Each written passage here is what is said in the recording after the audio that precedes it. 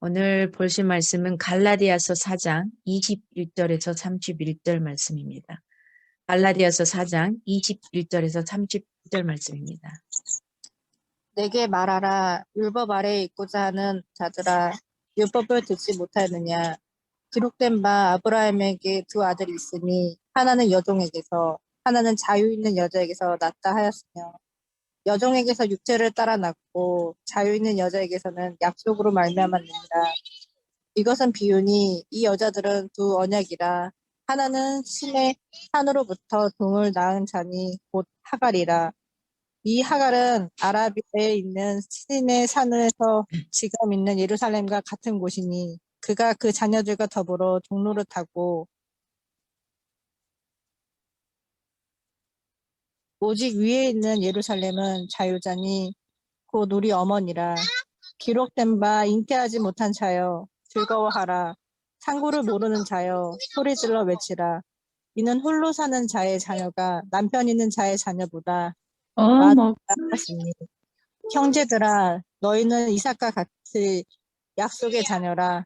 그러나 그때의 육체를 따라 난 자가 성령을 따라 난 자를 박해한 것 같이 이제도 그러하도다. 그러나 성경이 무엇을 말하느냐. 여종과 그 아들을 내쫓으라.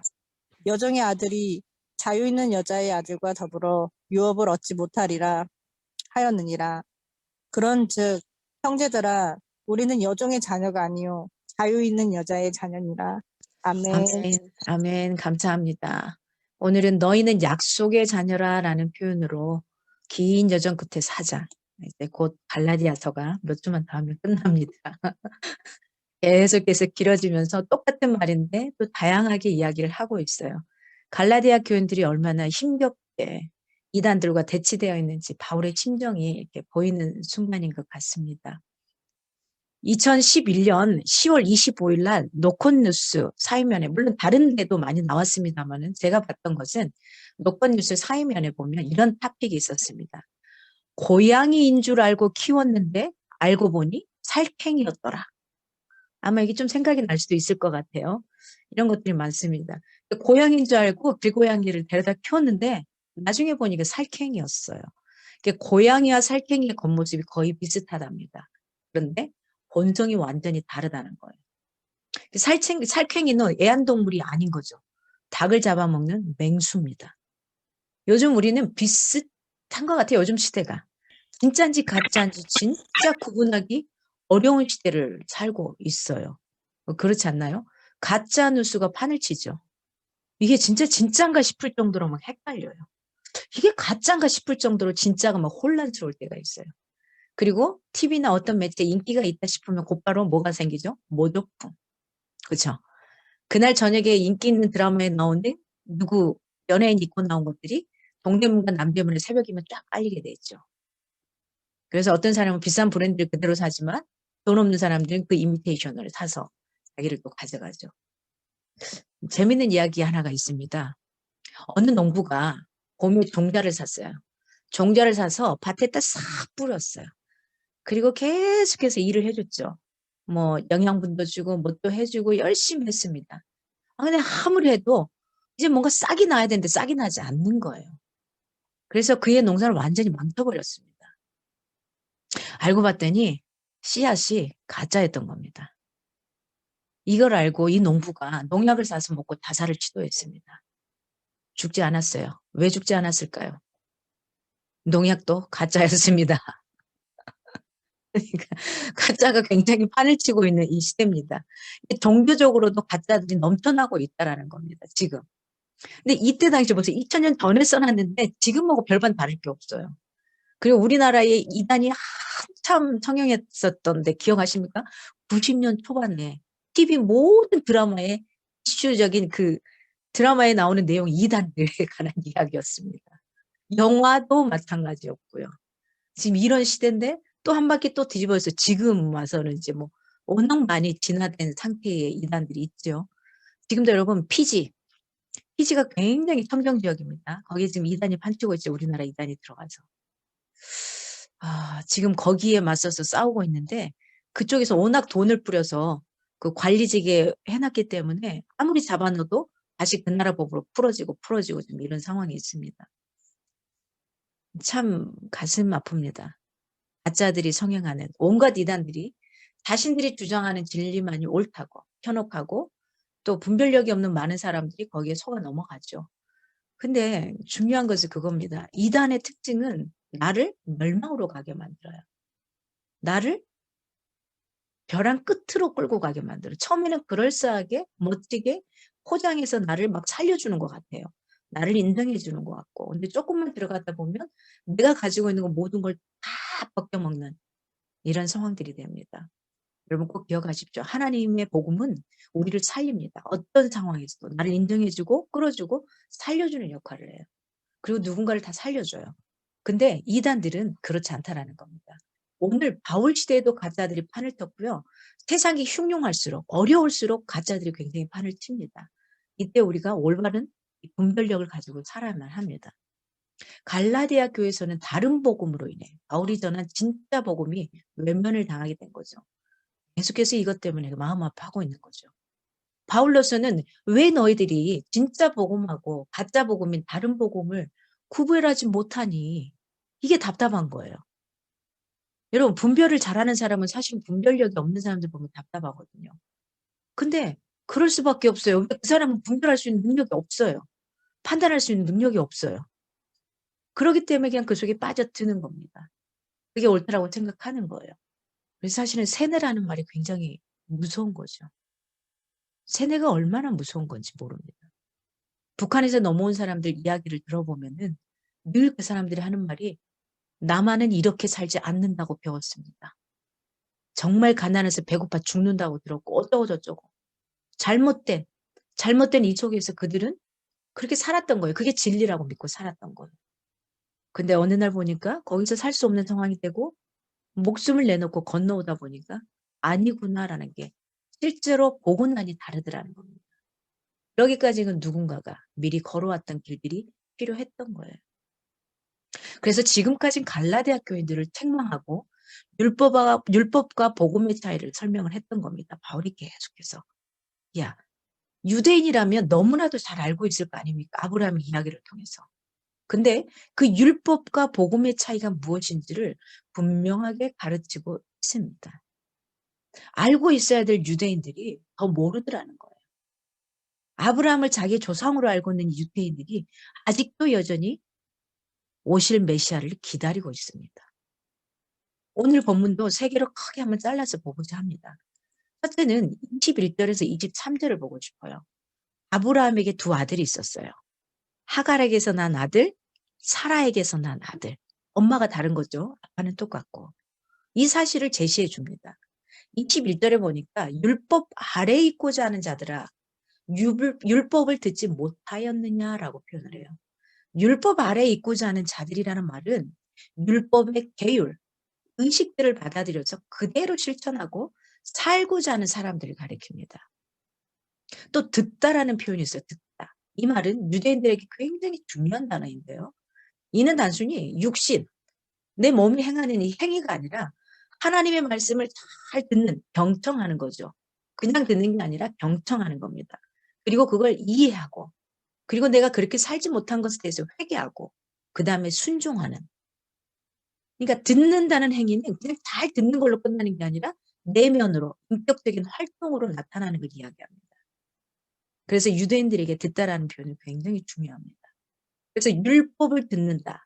이 말은 율법의 진정한 의미를 깨닫는다라는 의미입니다. 이 율법의 진짜 임무가 뭐냐? 주요한 임무가 뭐냐? 핵심적인 임무가 뭐냐? 이건 그리스도인들로 하여금 뭐 하기 위해서? 죄를 깨닫게 하려고 있는 거예요. 그걸 통해서 우리에게 죄책감을 주고 뭐 이렇게 하기 위해서 있는 것이 아니라 진짜 율법이라는 규범을 준 것은 우리로 하여금 이걸 죄를 깨닫게 함으로 어디로 가게? 하나님께로 인도하는 그 길인 겁니다. 그래서 율법이 어떤 역할을? 몽학 선생의 초등교사의 역할을 우리에게 할 뿐이라는 거예요. 그걸 통해서 우리가 막 죄책감에 빠지고 치리에 빠지고 이건 아닙니다. 하나님이 그러기 위해서 우리에게 법을 준 게 아니에요. 아, 이렇게 하면 안 되는구나. 이렇게 하면 하나님과의 길이 멀어지는구나. 이걸 주기 위해서 우리에게 율법을 줬다는 겁니다. 그렇죠? 세상에 왜 법이라는 게 우리가 살아가는 세상에 법이라는 게 주어집니까? 그것도 마찬가지죠. 무조건 잘못하면 딱 받다가 감옥에 집어넣고 벌금을 내기 위해서가 아니라 이렇게 살면은 다른 사람에게 피해가 간다라는 이런 것들을 주는 거죠. 그래서 오늘 바울은 두 아들에 대한 비유를 간단하게 제가 보면은 아버지는 똑같아요. 아브라함이에요. 근데 한쪽은 엄마가 하갈이에요. 근데 이 하갈은 종의 신분을 가졌어요. 이때 당시에는 종의 신분이면 계속 종으로서 자식이 가게 되는 시대입니다. 벗어날 수가 없습니다. 한쪽은 엄마가 사라예요. 근데 사라는 자유의 신분을 가진 주인입니다. 그래서 이 하갈의 종의 아들로 태어난 게 이스마엘. 그 다음에 주인인 자유의 여인의 몸에서 태어난 아들은 이삭인 거죠. 이들의 특징이 뭡니까? 엄마가 다르다는 거예요. 아빠는 똑같은데 엄마가 달라요. 그리고 어떤 차이가 있냐? 이스마엘과 이삭은 아브라함의 아들이었지만 수태의 방법에 차이가 있었던 거예요. 그렇죠? 어떤 차이가 있냐? 일단 이스마엘은 신분이 종의 아들이었어요. 그래서 이 운명도 뭘로? 종의 아들로 끝나게 됩니다. 그런데 온전한 상속이 이루어질 수가 없어요. 왜? 종의 아들이기 때문에. 우리 과거에 조선시대에 그 자녀들 있잖아요. 서자로 태어난 자녀들. 거기서 벗어날 수가 없는 거죠. 그거 똑같습니다. 온전한 상속이 되지 않습니다. 태어나는 데 있어서 하나님의 개입이 있었을까 없었을까? 없었습니다. 인간의 생각이었습니다. 그래서 자기 종 하갈을 보낸 거죠. 하나님이 개입할 이유가 없었어요.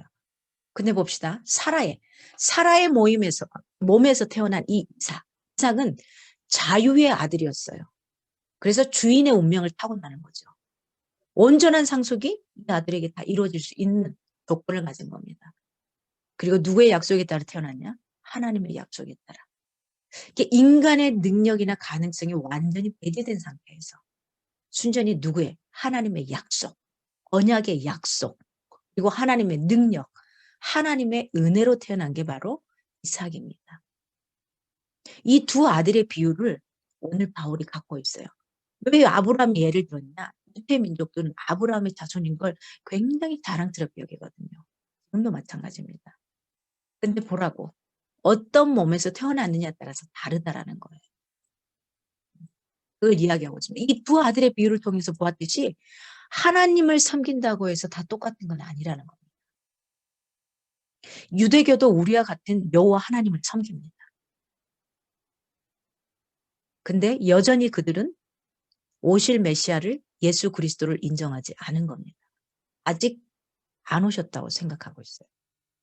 사람들은 다 같이 신앙생활을 합니다. 그렇죠? 우리 교회 다니는 사람 다 신앙생활을 한다고 생각합니다. 여기는 우리도 다 같이 신앙생활을 한다 그래요. 그리고 하나님을 믿는다고 해요. 근데 여러 면에서 비슷하죠.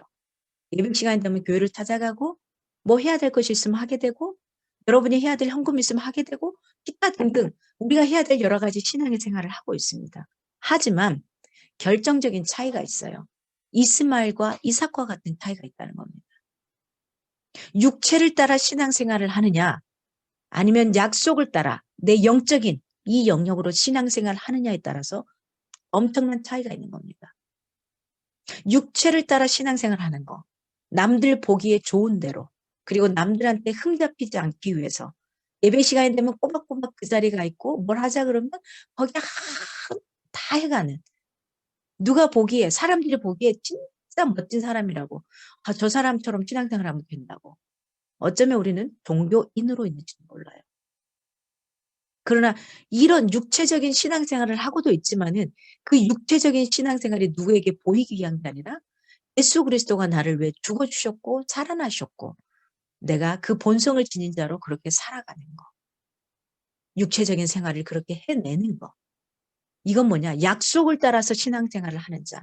하나님 앞에 그저 감사해서 감격해서 누군가에 의해서가 아니라 해나가는가. 여러분 이 사람이 신앙인이 아닌가. 저는 그래서 여러분이 종교인이 아니라 신앙인이 되기를 바랍니다. 매일 아침이면 월요일날 아침이면 회사를 가는 마치 도살병에 끌려가는 것처럼 가는 그런 회사인이 아니라 이 회사가 있음으로 인해서 내 능력이 나타났고 이 회사가 존재함으로 인해서 내가 내 실력을 내보임으로 인해서 내 월급도 올라가고 또 나의 커리어도 올라가고 내 직분도 올라가고 그럼으로 인해서 나를 인해서 이 회사도 또 함께 기뻐할 수 있고 성장해 간다. 이런 의미를 갖고 회사를 간다면 그 월요일이라는 시간이 힘들고 어려운 시간은 아닐 겁니다. 저는 여러분의 삶의 현장이나 신앙의 현장에 있어서 여러분이 주인공이 되어서 여러분 스스로로 인해서 여러분이 열심히 살아냄으로 인해서 감사와 감격으로 인해서 그 회사가 그 교회 공동체가 여러분이 속해 있는 여러 모임의 그 공동체가 성장하고 변화하고 발전할 수 있기를 원합니다. 여러분, 육체를 따라 신앙생활을 한다는 것은 자신의 능력으로 자신의 재능과 실력으로 자신의 의를 쌓아서 하나님에게로 나아가는 것입니다. 경건의 목표를 세워두고 인간의 열심으로 여러분 자신의 경공과 의를 이루기 위해서 열심을 다할 수 있게 원합니다. 겉모습은 그럴싸하게 보입니다. 그러나 그 모습은 아니라는 겁니다.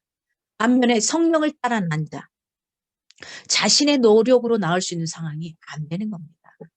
내 힘으로는 안 돼요. 그래서 뭘 믿느냐? 오직 하나님의 약속에 의한 말씀, 그 하나님의 주권적인 성취로만 가능하다라는 거. 오늘 사라에게 언약의 말씀으로 약속하시고 이삭을 주신 것처럼 하나님의 능력이 아니고는 안 됩니다 하는 거. 하나님의 약속을 이루시는 분은 바로 성령이시라는 거.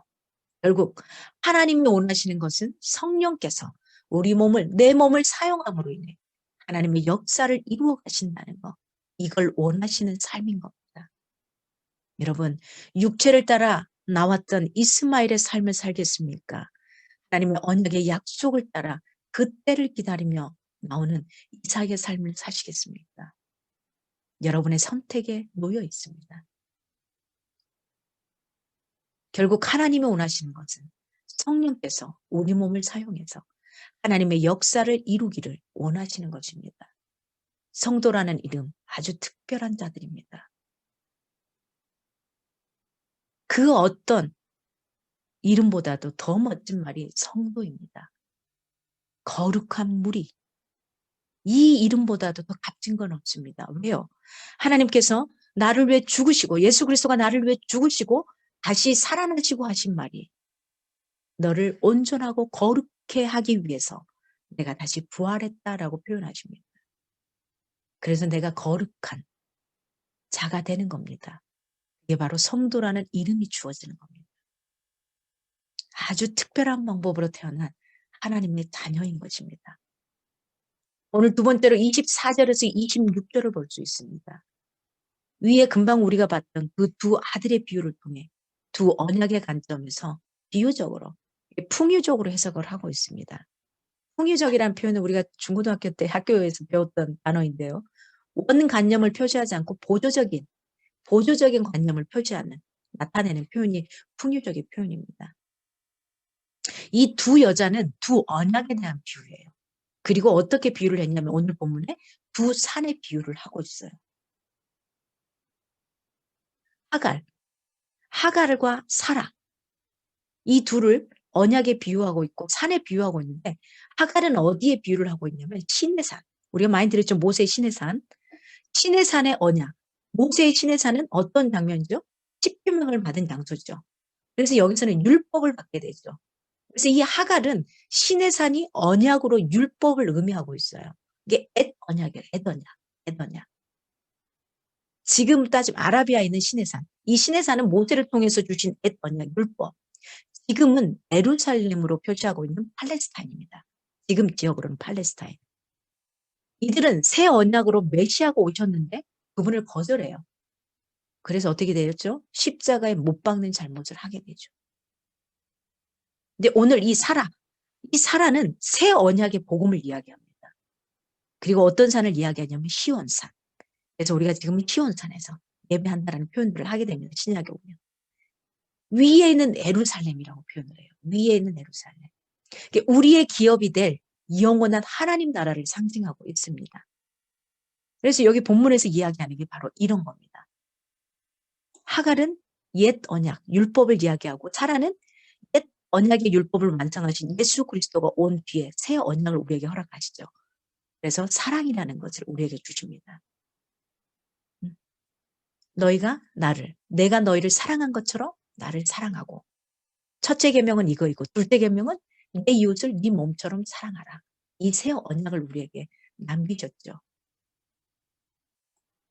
과거의 영면에서 살아가는 것이 아니라 이제는 이 산도 저 산도 아니고 어디가 내가 있는 그 산에서 네가 모이는 그곳에서 예배하기를 원한다. 이렇게 표현하셨던 거죠. 과거에는 어떻죠? 그 예루살렘 성전을 향해서 모든 사람들이 다 가야만 했습니다. 그러나 지금은 곳곳에 있는 그 예배의 처소에서 하나님을 예배할 수 있게 된 거죠.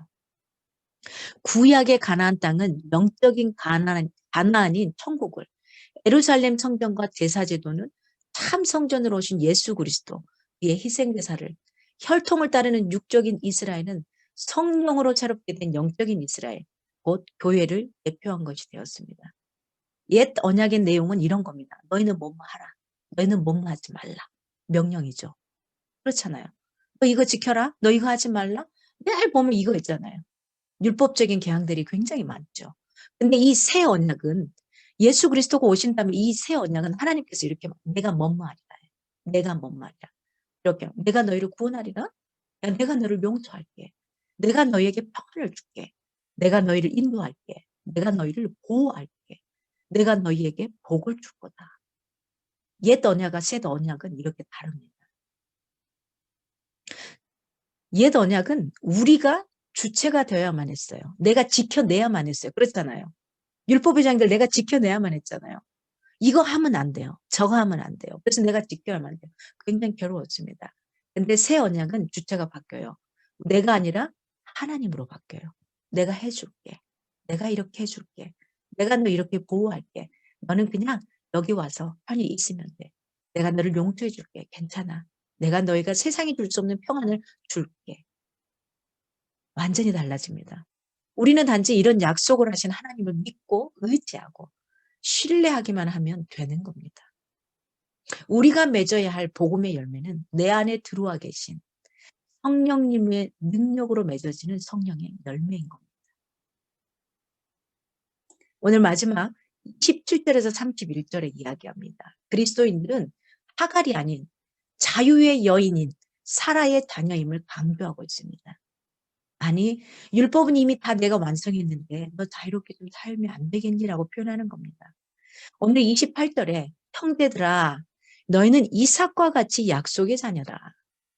이 말은 이삭이 하나님의 약속으로 말미암아 태어난 아브라함의 유업을 그대로 이어받은 것처럼 갈라디아 교인들 역시 하나님의 은혜의 약속을 의지하여서 하나님의 자녀가 되었고 구원의 율법을 이어받는 상속자가 되었다는 말입니다.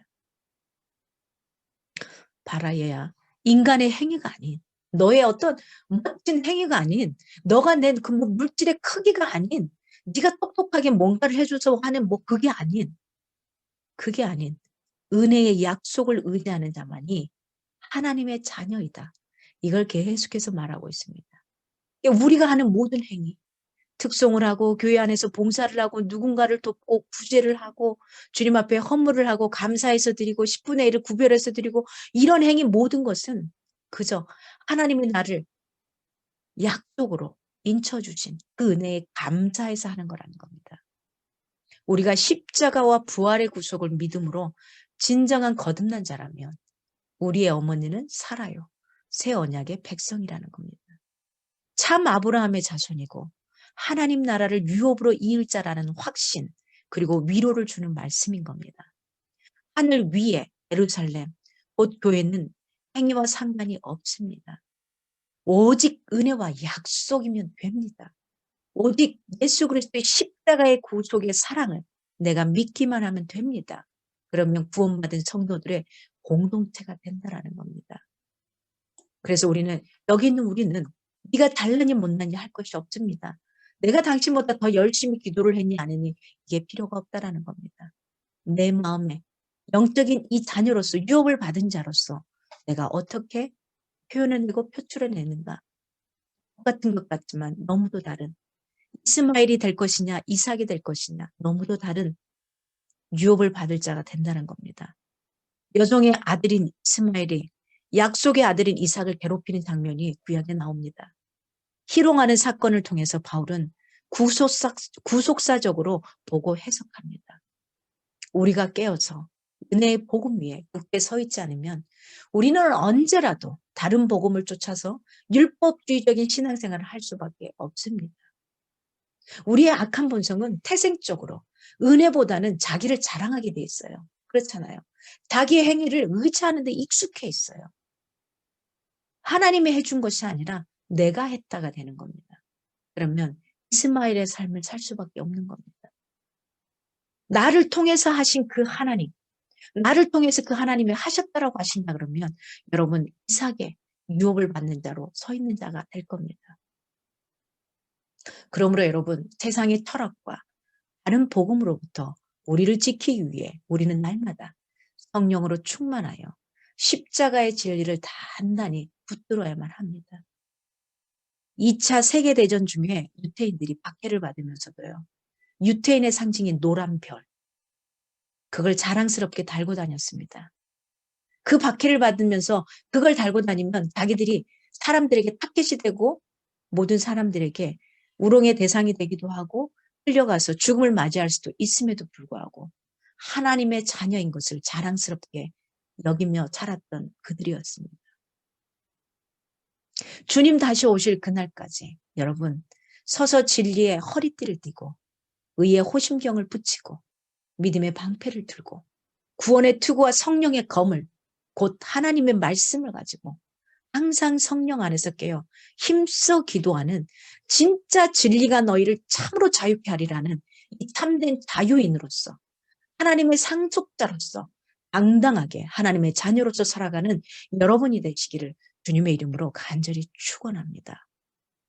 여러분, 이 사도 바울이 길게 갈라디아 교인들을 향해서 끊임없이 이야기를 하고 있습니다. 이렇게도 올려보고 저렇게도 올려보고 나갑니다. 여러분 올바른 복음을 갖고 있기 원합니다.